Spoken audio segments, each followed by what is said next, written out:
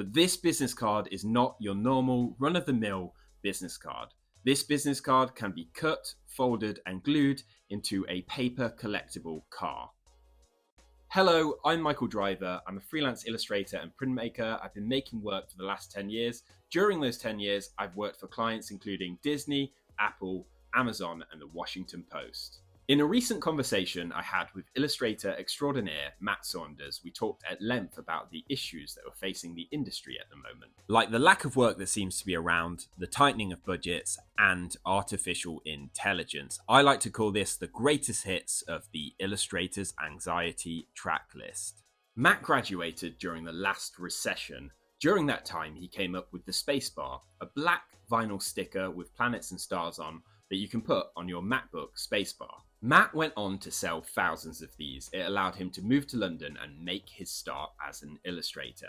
During this conversation, Matt offered me a piece of advice: find a good idea and double down on it. And so, 1 year on, I'm back with a brand new video documenting the process of making my new business card. But this business card is not your normal run-of-the-mill business card. This business card can be cut, folded, and glued into a paper collectible car. My initial idea for my business card came after having conversations with people about what they do with the business cards that they pick up from art markets. Turns out most people don't do really much with them, and so I thought it'd be quite fun to design a business card that operates as a sort of collectible.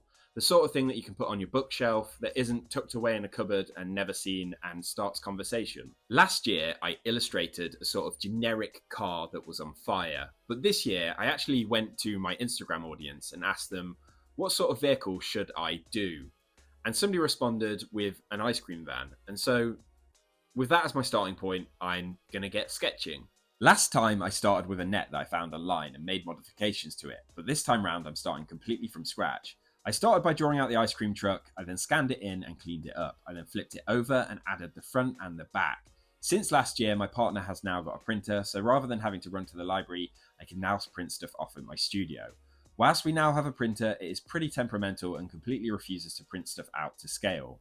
And so I've been printing the design off at A4 rather than A5 like last year's design.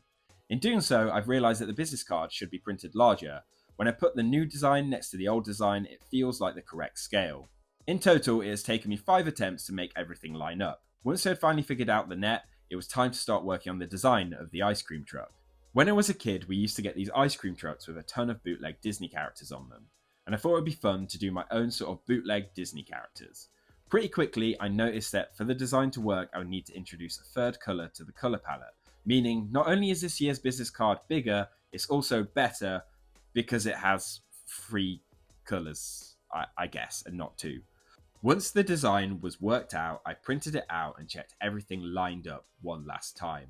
This sparked a conversation with my studio buddy Tim Alexander, who suggested putting a gigantic ice cream on the top of the truck. When laying out the business card, I noticed there's a ton of space around the truck, and so I designed an A-board and a bin, so it's a whole diorama that comes with the truck. Now the design is finished, it's time to go to the studio and get printing. When initially starting this printing project, I envisioned that this printing project would take no longer than a couple of days. But boy, oh boy, was I wrong. The first day went smoothly. I got the first 2 layers down on the front of the business card. I then encountered my first problem. I realised that I hadn't deleted a load of stuff from one of the acetates. This meant that the details were missing, so after mixing the ink ready for the black layer, I was forced to down tools, edit the acetate, and wait for it to be re-delivered. Whilst waiting for the acetate to come back from the printers, I decided to start printing the back of the business card. I could have made my life easier by doing this in one colour, but because I'm a stickler for detail and I love making my life hard for myself, I decided to follow on from last year's design and use 2 colours again. On the 3rd day, the new acetate had finally arrived and I bashed out the last layer. It was at this point that I realised that I had left part of the design off the first layer, and so I had to find a workaround. This meant reordering a small piece of the acetate and having to reprint a tiny portion of the business card again. This was pretty soul destroying, but when you put so much effort into something as silly as this, it makes sense to dig deep and try and get it as close to perfect as possible.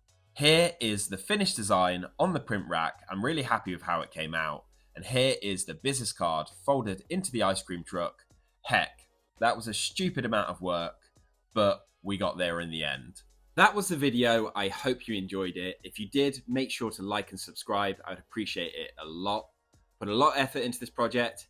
If you like the business card, you can pick one up at DIY Art Market or by placing an order on my online shop. I'll catch you guys in the next one. Until then, go well. Bye.